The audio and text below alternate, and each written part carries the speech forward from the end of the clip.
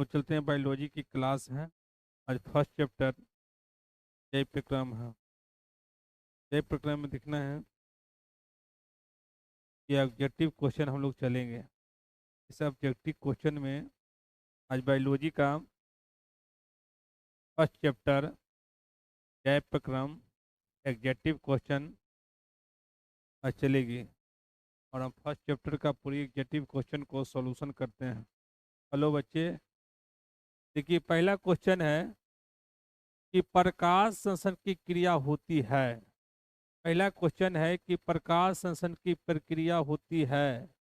पहला हमारी क्वेश्चन है कि प्रकाश संश्लेषण की प्रक्रिया होती है। प्रकाश संश्लेषण की क्रिया होती है, हर तरह से कि प्रकाश संश्लेषण की क्रिया होती है। पहला हम लोग को समझना है कि प्रकाश संश्लेषण किस में होता है, प्रकाश संश्लेषण है क्या। देखिए प्रकाश संश्लेषण की क्रिया प्रकाश हरे पौधे में होती है। किसमें होती है? हरे पौधे में होती है। प्रकाश संश्लेषण की प्रक्रिया हरे पेड़ पौधे में होती है। प्रकाश संश्लेषण की क्रिया होती है तो क्या कवक में होती है, जंतु में होती है, हरे पेड़ पौधे में होती है, परजीवियों में होती है। याद कीजिएगा कि सबसे पहले क्या होता है कि प्रकाश संश्लेषण की प्रक्रिया सबसे पहले किस क्या चीज में होती है? आपका प्रकाश संश्लेषण की प्रक्रिया हरे पेड़ पौधे में होती है। प्रकाश संश्लेषण की प्रक्रिया हरे पेड़ पौधे में होती है। चलिए आंसर इसका हम लोग टिक लगावेंगे। हरे पेड़ पौधे में टिक लगाते हैं। हरे पेड़ पौधे में टिक लगाते हैं। प्रकाश संश्लेषण की क्रिया होती है। प्रकाश संश्लेषण की प्रक्रिया हरे पेड़ पौधे में होती है। हरे पेड़ पौधे में होती है। देखिए इसका आंसर हम लोग सी में लगा दिए हैं। इसका आंसर क्या है? हम लोग सी में लगा दिए हैं। चलिए अब हम लोग आगे चलते हैं, अगला क्वेश्चन देखते हैं। ग्लूकोज के एक अणु में ऑक्सीकरण के कितने परमाणु होते हैं? देखिए जब हम लोग एटीपी ऊर्जा के द्वारा अपना उत्पन्न करते हैं ऊर्जा, जो ऑक्सीकरण की क्रिया है ना, ऑक्सीजन के कितने परमाणु होते हैं तो वहां पर देखिएगा कि क्या कितना होते हैं? 6 होते हैं। कि कितना होते हैं? 6 होते हैं। अब 6 में हमको क्या करना है? कि टिक लगाना है। 6 में क्या करना है? कि टिक लगाना है। इसका ऑप्शन है 4 है, 8 है, 6 है, 12 है। तो ग्लूकोज के एक अणु में, ग्लूकोज के एक अणु में C6 तो जानते हैं ना, ग्लूकोज के एक अणु में C6 है ना, H12O6 है अणु में है। तो ग्लूकोज के एक अणु में ऑक्सीजन, ऑक्सीजन पूछ रहा है ऑक्सीजन के कितने परमाणु होते हैं तो है ना, C6H12O6 तो कितना आता है? तो ऑक्सीजन का मतलब ऑक्सीजन कितना है? ऑक्सीजन का हम लोग क्या चीज से डिनोट करते हैं? तो यहाँ पर क्या है ना, C6H12 और O6। तो यहाँ ऑक्सीजन के पूछ रहा है। किसका पूछ रहा है? ऑक्सीजन के पूछ रहा है। तो ऑक्सीजन में कितना अणु है? तो यहाँ पर 6 अणु है। ऑक्सीजन में कितना अणु है? 6 अणु है। अब हम लोग के इसमें क्या है? एटीपी के द्वारा हमारे शरीर में ऊर्जा का उत्पन्न होता है। इसमें वहां पर इसका काम टूटकर होता है और हमारी एनर्जी को उत्पन्न करता है। चलिए आगे बढ़ते हैं। अब हम लोग चलते हैं तीसरा क्वेश्चन, जय प्रक्रम के तीसरा क्वेश्चन चलते हैं। किस खाद्य पदार्थ से, किस खाद्य पदार्थ से हमें उचित मात्रा में आयोडीन प्राप्त हो सकता है? 4 ऑप्शन है इसमें। क्या है? 4 ऑप्शन है। अभी 4 ऑप्शन को हम लोग को देखना है कि 4 ऑप्शन में कौन कौन है। चीनी लिखा हुआ है, चावल लिखा हुआ है, नमक लिखा हुआ है, इनमें से कोई नहीं। अब देखिए क्वेश्चन को समझिए कि क्वेश्चन क्या कह रहा है। इस खाद्य पदार्थ से हमें उचित मात्रा में, किस खाद्य पदार्थ से उचित मात्रा में, इसमें 3 को खाद्य पदार्थ का नाम दिया हुआ है, चौथा में खाद्य पदार्थ इनमें से कोई नहीं दिया हुआ है। तो यहाँ समझिए कि ये पहला खाद्य पदार्थ चीनी हो गया, दूसरा खाद्य पदार्थ चावल हो गया, और तीसरा नमक हो गया, और चौथा में कह रहा है कि इनमें कोई नहीं है। तो खाद्य पदार्थ तो 3 को तो देख रहे हैं लेकिन चौथा में तो नहीं कर रहा है। लेकिन यहाँ पर खाद्य पदार्थ क्या है? अब देखिए कि आयोडीन, आयोडीन का मतलब होता है नमक, है ना, NaCl, आयोडीन है ना। तो यहाँ पर आयोडीन, तो आयोडीन का क्या है? तो आयोडीन किसको कहते हैं हम लोग? नमक को कहते हैं। किसको कहते हैं? नमक को आयोडीन कहते हैं। किसे कहते हैं? नमक को आयोडीन हम लोग कहते हैं, नमक को आयोडीन कहते हैं। चलिए चौथा क्वेश्चन में क्या कह रहा है? मनुष्य और अन्य मांसाहारी जीव निम्नलिखित में किसका पाचन नहीं कर सकता है? देखिए बहुत क्वेश्चन सरल है। कहता है मनुष्य और अन्य मांसाहारी, मैंने मांसाहारी मैंने जो मांस खाने वाला जानवर, निम्नलिखित में किसका पाचन नहीं कर सकता है? प्रोटीन, सेलुलोज, पासा, उनमें से कोई नहीं। देखिए तो देखिए हम लोग किसको नहीं पाचन करते हैं? सेलुलोज का पाचन हम लोग नहीं करते हैं। मनुष्य और मांसाहारी जंतु सेलुलोज का पाचन नहीं करता है। सेलुलोज का पाचन कौन करता है? शाकाहारी जंतु करता है। कौन करता है? शाकाहारी जंतु। चलिए आगे बढ़ते हैं। अब चलिए स्क्रीनशॉट ले लीजिए, आगे हम बढ़ते हैं। आपका भी एक सारी क्वेश्चन है, मैट्रिक का आपका फर्स्ट क्लास चलेगी। आप प्ले स्टोर से भी जाकर अपना नोट्स वगैरह डाउनलोड कर सकते हैं। चलिए पांचवा क्वेश्चन है, निम्न में से परजीवी पादप का उदाहरण क्या है? देखिए निम्न में से, निम्न में क्या? चार को दिया हुआ। निम्न क्या होता है? उसको नीचे लिखा हुआ, चार को लिखा हुआ है। निम्न का मतलब नीचे में होता है। तो निम्न में से परजीवी पादप का उदाहरण क्या है? बैक्टीरिया, कस्कुटा, विषाणु, कवक। देखिए निम्नलिखित में से परजीवी, परजीवी का मतलब दूसरे पर रहने वाला जीव, दूसरे पर रहने वाला जीव। परजीवी माने दूसरे पर जीने वाला, दूसरे पर रहकर जीने वाला। पादप, पादप माने होता पौधा। कोई ऐसा पौधा है जो परजीवी है, जो दूसरे पर वासित है, का उदाहरण बताइए। लेकिन इसमें ऑप्शन में देखिए लिखा हुआ है बैक्टीरिया, परजीवी, कवक। ये तो भाई अलग चीज है, ये तो पादप में नहीं आ रहे हैं। लेकिन पादप में, पादप माने पौधा में, पादप मीन्स पौधा में। तो पौधा में क्या है? कस्कुटा। क्या है? कस्कुटा। ये क्या है? परजीवी है। क्या है? परजीवी है। परजीवी पौधा है कस्कुटा। परजीवी पौधा कौन है? कस्कुटा। चलिए अब आगे चलते हैं, कोई दिक्कत? चलिए अब छठा क्वेश्चन चलते हैं कि मनुष्य के मुख गुहा में, मनुष्य के मुख गुहा में, मनुष्य के मुख गुहा में कितने जोड़े लाल ग्रंथियां पाई जाती है? पहला है एक, पहला है क्या है? एक। दूसरा क्या है? दो। तीसरा क्या है? तीन। और चौथा में क्या है? चार। अब देखिए मनुष्य के मुख गुहा में तीन जोड़ी लाल ग्रंथियां पाई जाती है। मनुष्य के मुख गुहा में तीन जोड़ी लाल ग्रंथियां पाई जाती है। तीन तीन याद रखिएगा, तीन जोड़ी लाल ग्रंथियां पाई जाती है। अब तीनों का नाम हम जब लॉन्ग क्वेश्चन हम पढ़ाएंगे उसमें तीनों का नाम हम देंगे और बताएंगे कि तीन जोड़ी लाल ग्रंथियां पाई जाती है, तीनों का नाम दे देंगे आपका। अगला क्वेश्चन क्या है? दांत की सबसे ऊपरी परत, दांत की सबसे ऊपरी परत, दांत की सबसे ऊपरी परत है ना, कहता है इटाइन। फिर कहता है इनामोल। इसका बाद करता है अस्थि। इसका बाद कहता है क्राउन, क्राउन। अब देखिए दांत के सबसे ऊपरी परत, हम जो सफेद दिखाई पड़ रहा है सबसे ऊपर वाला परत को इनामोल कहते हैं। क्या कहते हैं उसको?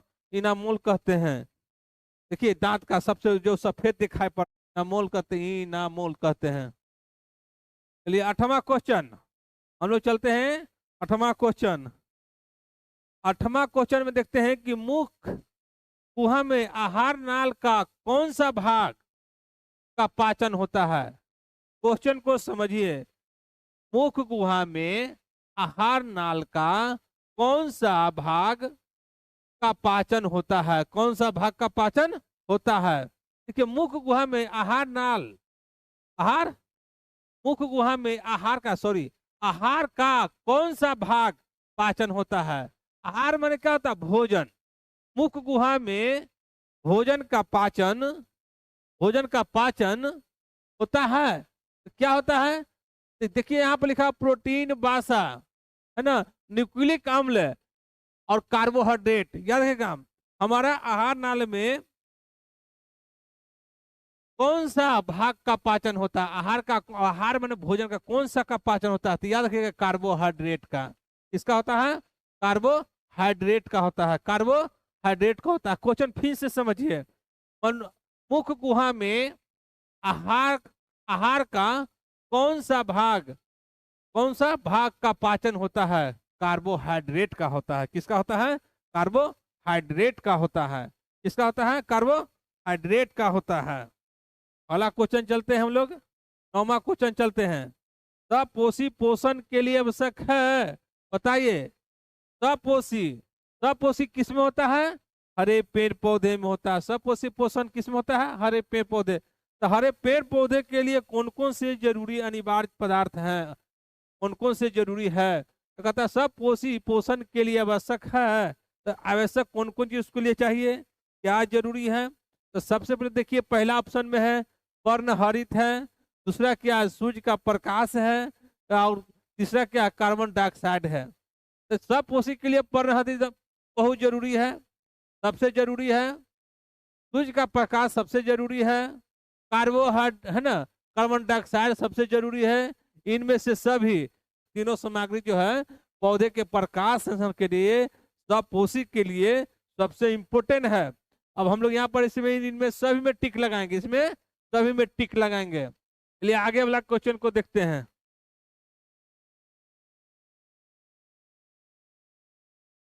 चलिए अगला क्वेश्चन हम लोग देखते हैं। जितने भी बच्चे कमजोर हैं और एम मत सोचिए कि हम बहुत पढ़ने में हैं, आपका सारा क्वेश्चन हम लोग एकदम टिक और सॉल्यूशन के साथ बता रहे हैं हम, और हम लोग बहुत ढंग से बताएंगे। अभी हमारे पास मैट्रिक के क्रैश कोर्स हंटर क्लास के लिए बहुत टाइम है। हम लोग टाइम टू टाइम आएंगे। बच्चों का ऑप्शन है कि सर आप लोग 3 टाइम आइए सर, और धीरे धीरे हम लोग के पढ़ाइए, खुद पढ़ाएंगे बच्चों। आप बच्चों को आराम से पढ़िए बुक और ज़्यादा हम लोग क्वेश्चन आंसर पर जो फोकस कर रहे हैं, उससे ज़्यादा कि आप चैप्टर बुक का पढ़िए, और उस चैप्टर बुक में से जो हम पढ़ा रहे हैं उससे ज़्यादा नॉलेज होगा। जो हम बता रहे हैं चैप्टर आप पढ़िए, जिस चैप्टर की क्लास चलेगी उस चैप्टर से हम एग्जेक्टिव सब्जेक्टिव पढ़ाएंगे। आप लोग चैप्टर पढ़िए, आपका खुद में खुद समझ में चलाएगा। कह रहा है कि प्रकाश संश्लेषण, प्रकाश संश्लेषण की क्रिया में ऑक्सीजन ऑक्सीजन बाहर निकलता है। प्रकाश संश्लेषण प्रक्रिया में ऑक्सीजन बाहर निकलता है जल के साथ, H2O, ग्लूकोज के से, CO2 से। अब बताइए डिक्टोजोन से। तो यहाँ पर देखिए प्रकाश संश्लेषण क्रिया में, तो प्रकाश संश्लेषण प्रक्रिया में कार्बन डाइऑक्साइड ऑक्सीजन बाहर निकलता है। देखिए प्रकाश में क्या निकलता है? ऑक्सीजन बाहर निकलता था, किसके साथ निकलता है? तो CO2 के साथ निकलता है, कार्बन डाइऑक्साइड के साथ निकल रहा है। तो इसका आंसर कितना होगा? बी हो जाएगा, कार्बन डाइऑक्साइड हो जाएगा। इसका आंसर क्या होगा? Carbon dioxide, CO2। फिर से क्वेश्चन समझिए। प्रकाश संश्लेषण क्रिया में जब प्रकाश संश्लेषण होता है तो ऑक्सीजन बाहर निकलता है।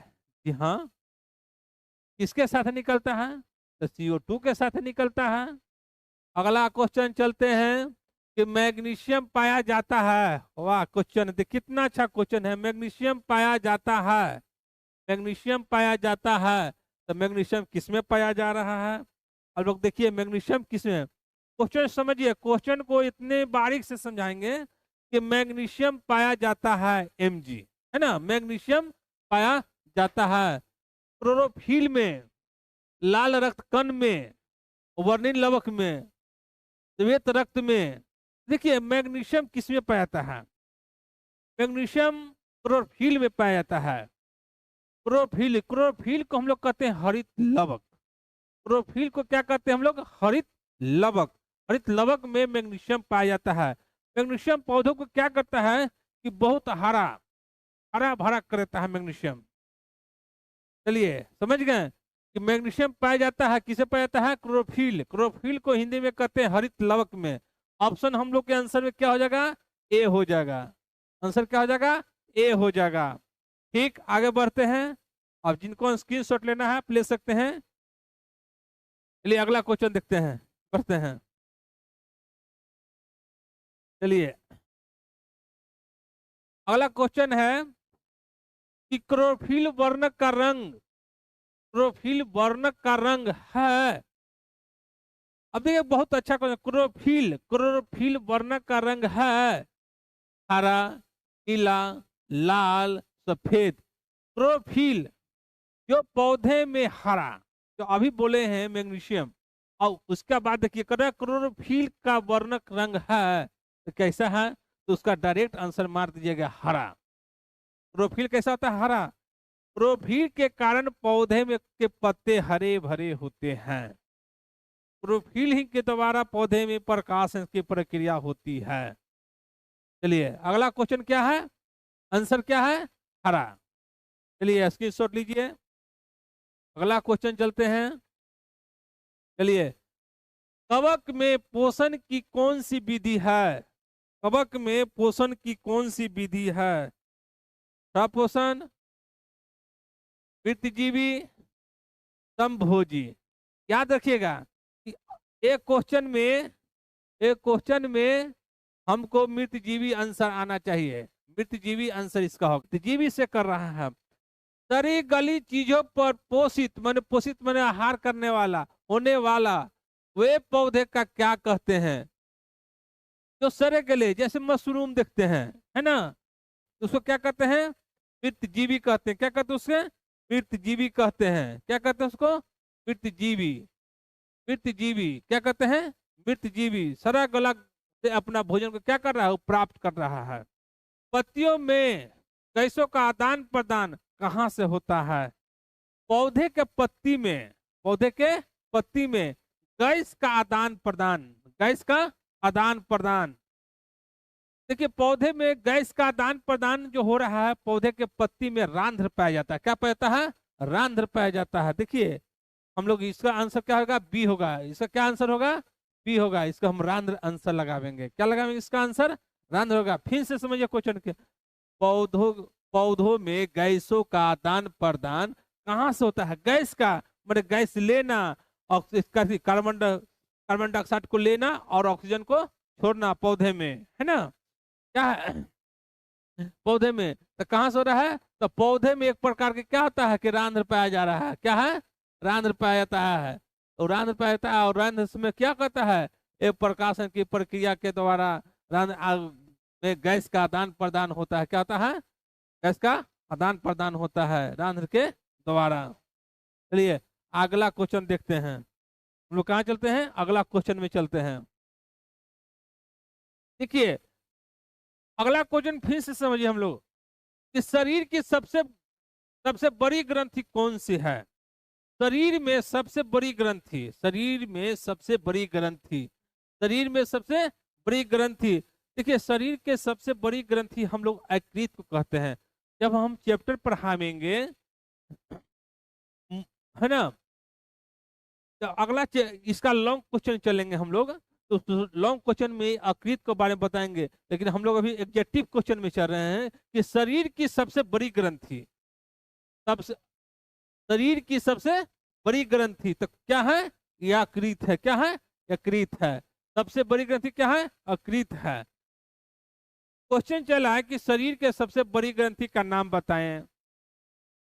शरीर का सबसे बड़ी ग्रंथि कौन सी है, यकृत में टिक मारिएगा आप लोग, यकृत में टिक मारिएगा। शरीर की सबसे बड़ी ग्रंथि है, यकृत में सबसे बड़ी ग्रंथि यकृत है। चलिए अगला क्वेश्चन चलते हैं हम लोग, कहाँ चलते हैं, अगला क्वेश्चन चलते हैं। अब अगला क्वेश्चन में देखना है कि देखिए कि प्रकाश संश्लेषी अंग इनमें से कौन है, एकदम समझिए, प्रकाश संश्लेषी अंग इनमें कौन है। स्टोमाटा, पत्ती, हरित लवक, जड़। बताइए कमेंट में लिखिए, कमेंट में लिखिए कि प्रकाश संश्लेषी अंग इनमें से कौन है। कमेंट में लिखिए, 4 ऑप्शन है, कमेंट में लिखिए स्टोमाटा, पत्ती, हरित लवक और जड़। कमेंट में दीजिए आपका आंसर क्या होगा, कमेंट में दीजिए आंसर क्या होगा, हम लोग इंतजार कर रहे हैं।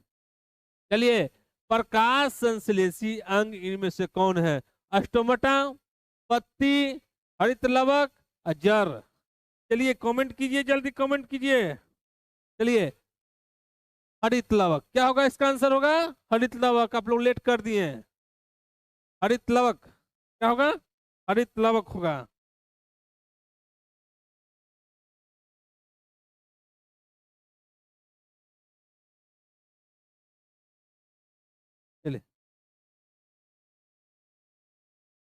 चलिए आगे बढ़ते हैं। चलिए अगला क्वेश्चन चलते हैं कि संश्लेषण की इकाई, प्रकाश संश्लेषण की इकाई, प्रकाश संश्लेषण की इकाई एटीपी बताइए, NDPPH2 बताइए, प्रोफिल अणु बताइए, इनमें से कोई नहीं।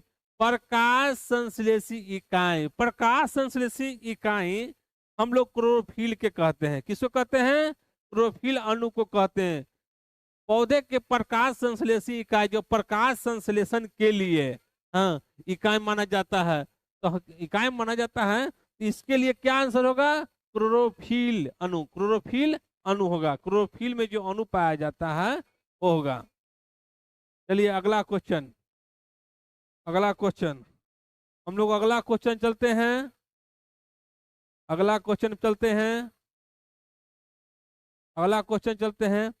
जय प्रक्रम के अंतर्गत कौन आता है? जय प्रक्रम के अंतर्गत कौन आता है? देखिए जय प्रक्रम के अंतर्गत कौन आता है? पोषण, पोषण, पोषण, श्वसन, उत्सर्जन, इनमें सभी बताइए क्या आंसर होगा? जय प्रक्रम के अंतर्गत आता है। जय प्रक्रम के अंतर्गत आता है। क्या आता है? जय प्रक्रम के अंतर्गत क्या आता है? तो देखिए कमेंट में दीजिए, हम कमेंट इंतजार कर रहे हैं। देखिए जय प्रक्रम के हम ऑब्जेक्टिव क्वेश्चन शॉर्ट वीडियो में डाले हैं। इस चीज को हम लोग शॉर्ट वीडियो में हम डाल चुके हैं कि जय प्रक्रम।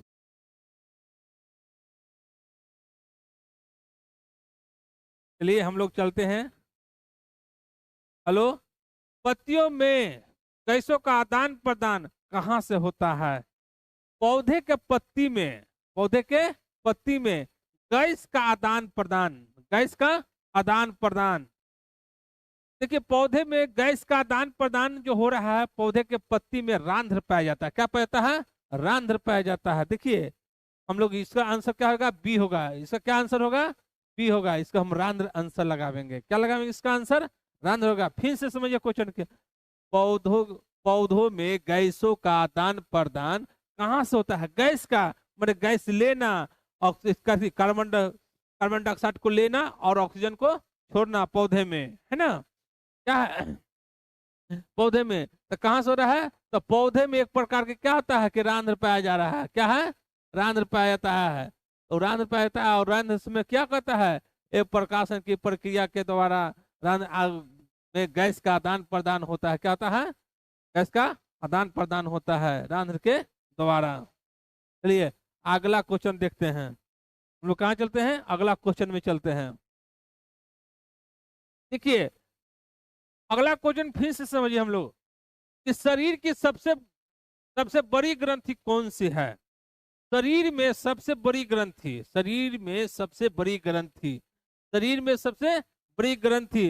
देखिए शरीर के सबसे बड़ी ग्रंथि हम लोग यकृत को कहते हैं। यकृत में टिक मारिएगा आप लोग, यकृत में टिक मारिएगा। शरीर की सबसे बड़ी ग्रंथि है यकृत में, सबसे बड़ी ग्रंथि यकृत है। चलिए अगला क्वेश्चन चलते हैं। हम लोग कहाँ चलते हैं? अगला क्वेश्चन चलते हैं। अब अगला क्वेश्चन में देखना है कि देखिए कि प्रकाश संश्लेषी, प्रकाश संश्लेषी अंग इनमें से कौन है? एकदम समझिए, प्रकाश संश्लेषी अंग इनमें कौन है? स्टोमाटा, पत्ती, हरित लवक, जड़। हरित लवक क्या होगा? इसका आंसर होगा हरित लवक। आप लोग लेट कर दिए हैं। हरित लवक क्या होगा? हरित लवक होगा। चलिए अगला क्वेश्चन चलते हैं कि प्रकाश संश्लेषण की इकाई, प्रकाश संश्लेषण की इकाई, प्रकाश संश्लेषण की इकाई एटीपी बताइए, NDPPH2 बताइए, प्रोफिल अणु बताइए, इनमें से कोई नहीं। प्रकाश संश्लेषी इकाई, प्रकाश संश्लेषी इकाई हम लोग क्लोरोफिल के कहते हैं। किसको कहते हैं? क्लोरोफिल अणु को कहते हैं। पौधे के प्रकाश संश्लेषी इकाई जो प्रकाश संश्लेषण के लिए हाँ इकाई माना जाता है, तो इकाई माना जाता है, तो इसके लिए क्या आंसर होगा? क्लोरोफिल अणु। क्लोरोफिल अणु होगा, क्लोरोफिल में जो अणु पाया जाता है वो होगा। चलिए अगला क्वेश्चन, अगला क्वेश्चन हम लोग अगला क्वेश्चन चलते हैं, अगला क्वेश्चन चलते हैं, अगला क्वेश्चन चलते हैं। जैव प्रक्रम के अंतर्गत कौन आता है? जैव प्रक्रम के अंतर्गत कौन आता है? देखिए जैव प्रक्रम के अंतर्गत कौन आता है? पोषण, पोषण, पोषण, श्वसन, उत्सर्जन, इनमें सभी। बताइए क्या आंसर होगा? जैव प्रक्रम के अंतर्गत आता है, जैव प्रक्रम के अंतर्गत आता है। क्या आता है? जैव प्रक्रम के अंतर्गत क्या आता है? तो देखिए कमेंट में दीजिए, हम कमेंट इंतजार कर रहे हैं। देखिए जैव प्रक्रम के हम ऑब्जेक्टिव क्वेश्चन शॉर्ट वीडियो में डाले हैं, इस चीज को हम लोग शॉर्ट वीडियो में हम डाल चुके हैं कि जैव प्रक्रम के अंतर्गत कौन आता है। तो पोषण, श्वसन, उत्सर्जन और इनमें सभी, तो क्या होगा? इनमें सभी आंसर आएगा। इसको आंसर मारिएगा, इनमें सभी होगा, इनमें सभी है। इसके लिए बहुत और बात है। अगला क्वेश्चन जैसे निम्नलिखित में कौन पोषण की विधि है? निम्नलिखित में कौन पोषण की विधि है? ठीक है, निम्नलिखित में कौन पोषण की विधि है? स्वपोषण, श्वसन और परपोषण। तो पोषण की विधि पूछ रहा है, पोषण की विधि पूछ रहा है। निम्नलिखित में कौन पोषण की विधि है? तो पोषण की विधि दो गो होता है, पोषण की विधि दो गो है, स्वपोषण और परपोषण। तो हम लोग का ए आंसर हो जाएगा, ए आंसर हो जाएगा और सी आंसर हो जाएगा, दोनों आंसर होगा। देखिए ए और सी आंसर लिखा हुआ, डी में क्या है? ए एवं सी, ए एवं सी दोनों। इसका आंसर क्या हो जाएगा? ए हो जाएगा और सी हो जाएगा, स्वपोषण और परपोषण। तब पोषण की करा विधि, तब पोषण की विधि दो गो, स्वपोषण और परपोषण। आपका हम शॉर्ट वीडियो में भी हम ऑब्जेक्टिव क्वेश्चन को डाल दिए हैं, आप देख लीजिएगा वीडियो के साथ। अगला क्वेश्चन चलते हैं। पर्णहरित का मुख्य कार्य क्या है? पर्णहरित का मुख्य कार्य क्या है? पर्णहरित का मुख्य कार्य क्या है? पर्णहरित का मुख्य कार्य क्या है? ऑक्सीजन मुक्त करना, CO2 मुक्त करना, प्रकाश संश्लेषण को है ना अवशोषित करना, जल अवशोषित करना। बताइए पर्णहरित कहता है, पर्णहरित प्रकाश संश्लेषण, तो जल को प्रकाश संश्लेषण के द्वारा क्या होता है? प्रकाश, पर्णहरित प्रकाश संश्लेषण के द्वारा पौधे अपने जड़ से है ना या जाइलम के द्वारा जल को शोषण कर ऊपर क्यों लेता है? तो पर्णहरित, जब प्रकाश पत्ते पौधे के पत्ते में, पौधे में पत्ते नहीं रहेंगे, प्रकाश संश्लेषण होवे नहीं करेगा, तो क्या होगा? पर्णहरित, तो जल का अवशोषण होगा? नहीं होगा। तो प्रकाश संश्लेषण ये पर्णहरित का मुख्य कारण है। तो क्या चीज का अवशोषण कर रहा है? अवशोषण है ना, क्या चीज का कार्य कर रहा है? जल अवशोषित कर रहा है। इसका आंसर मारिएगा, इसका आंसर क्या होगा? डी होगा। जल है ना, जल, जल अवशोषित करता है। क्या करता है? जल अवशोषित करता है। क्या करता है? जल अवशोषित करता है। चलिए आगे बढ़ते हैं, अगला चलते क्वेश्चन। रस है ना, रसायन संश्लेषण के अंतर्गत मुख्य कौन आते हैं? मुख्यतः कौन आते हैं? हरे पौधे, कवक, अहरित बैक्टीरिया, शैवाल। अब बताइए रसायन संश्लेषण के लिए मुख्यतः कौन आते हैं? रसायन संश्लेषण जैसे रासायनिक है ना, रसायन संश्लेषण के लिए जैसे लोहे में है ना, लोहे में जंग लगना या कुछ परिवर्तन होना, उसमें भी क्या होता है? रसायन संश्लेषण उसमें भी होता है। अब देखते हैं कि रसायन संश्लेषण के लिए अहरित बैक्टीरिया से कहते हैं। क्या कहते हैं? अहरित बैक्टीरिया के द्वारा होता है। अहरित बैक्टीरिया आते हैं, अहरित बैक्टीरिया आते हैं लोहे और धातु में, कुछ में क्या होता है? उसे परिवर्तन करता है, तो उसको क्या कहते हैं? रसायन सपोषण कहते हैं, रसायन सपोषण कहते हैं। चलिए अगला क्वेश्चन चलते हैं। चलिए प्राकृतिक में, प्राकृतिक में, प्राकृतिक में ऑक्सीजन का संतुलन कैसे बना रहता है? कहता है प्राकृतिक में ऑक्सीजन का संतुलन कैसे बना रहता है? कैसे बना रहता है? यहाँ क्वेश्चन समझिए, चार ऑप्शन है, चार ऑप्शन में ध्यान दीजिए।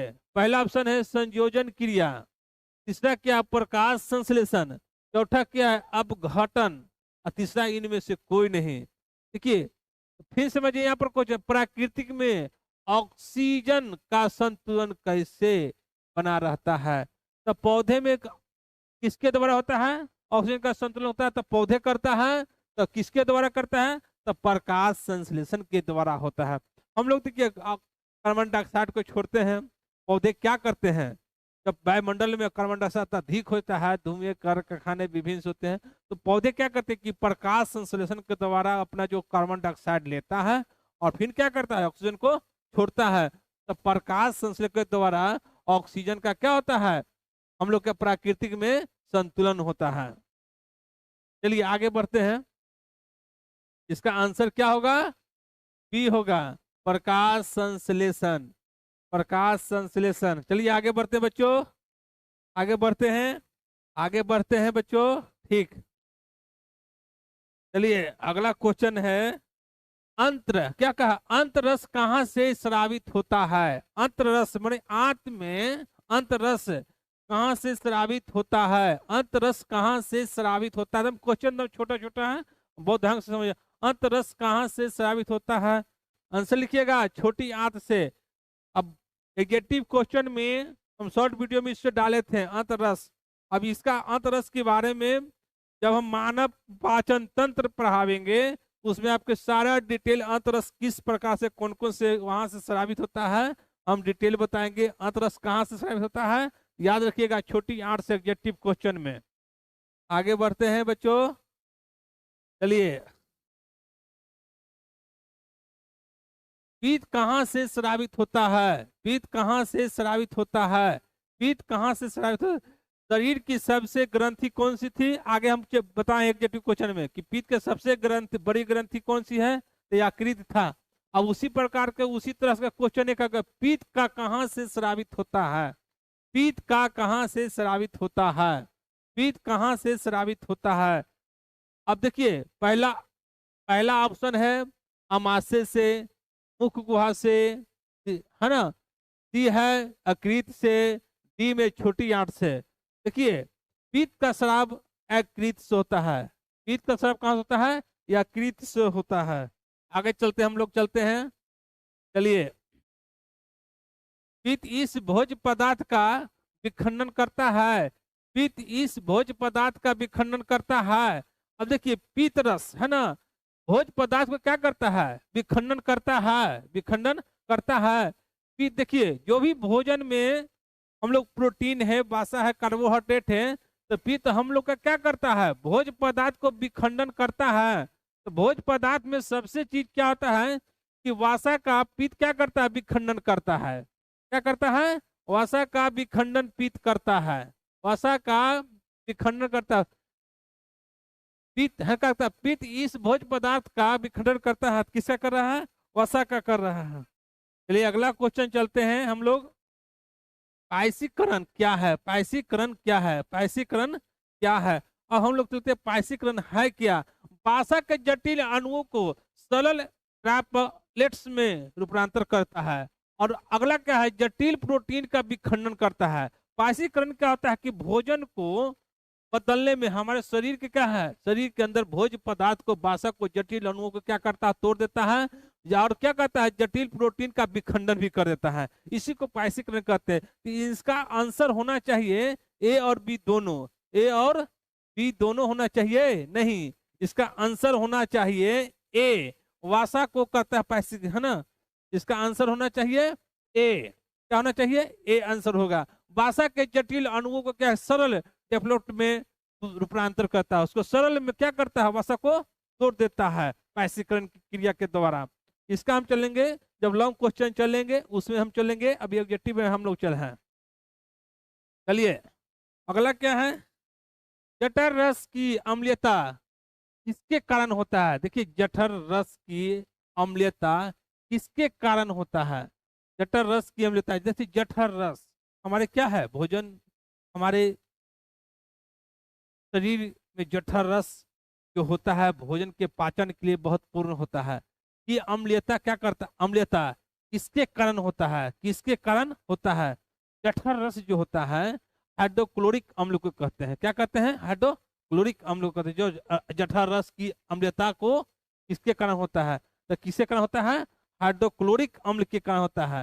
हाइड्रोक्लोरिक, देखिएगा शॉर्ट वीडियो में हमें डाल दिए हैं, HCl के बारे में डाल दिए हैं, HCl के बारे में डाल दिए हैं, आप देख लीजिएगा भोजन को किस प्रकार से वो शॉर्ट वीडियो में हमने डाला हुआ है गेटिव क्वेश्चन, इसको ढंग से देख लीजिएगा, वहां पर बहुत तरह से। चलिए, कार्बोहाइड्रेट है ना, हाइड्रोक्लोरिक अम्ल के कारण होता है। जठर रस किसके कारण अम्लता के करता है? हाइड्रोक्लोरिक अम्ल के कारण। चलिए आगे हम बढ़ते हैं।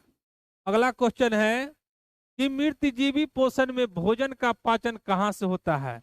देखिए मृतजीवी, हम लोग कहाँ चलते हैं? मृतजीवी में चल रहे हैं। मृतजीवी, मृतजीवी, मृतजीवी पोषण में भोजन का पाचन कहाँ होता है? मृतजीवी पोषण में भोजन का पाचन कहाँ से होता है? देखिए भोजन मृतजीवी जीव है, क्या है? मृतजीवी, परजीवी नहीं है, प्राणी संपोषी नहीं है, क्या है वो? मृतजीवी है। क्या है? मृतजीवी। कोशिका के बाहर, कोशिका में, पाचन तंत्र में, इनमें से सभी। बताइए मृतजीवी, मृतजीवी, तो मृतजीवी क्या होता है? कोशिका के बाहर, कोशिका में, पाचन में, इनमें से कोई नहीं। मृतजीवी पोषण है ना, मृतजीवी पोषण। अब देख रहे हैं कि मृतजीवी पोषण भोजन का पाचन कहाँ करता है? याद रखिएगा, कोशिका के बाहर। इसका आंसर क्या होगा? कोशिका के बाहर। जो नग्न कोशिकाओं से बने होते हैं मृतजीवी पोषण, मृतजीवी पोषण। चलेंगे, इसको लॉन्ग क्वेश्चन में हम डिटेल में समझाएंगे। चलिए, दंत है ना,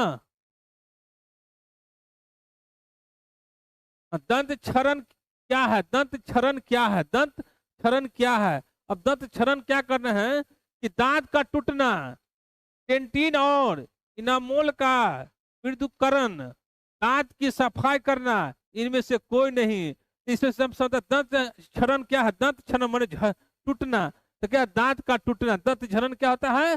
दांत का टूटना। क्वेश्चन पूछ दे कि दंत क्षरण क्या है, तो इसमें क्या है? दांत का टूटना पहला इसका आंसर होगा, दांत का टूटना।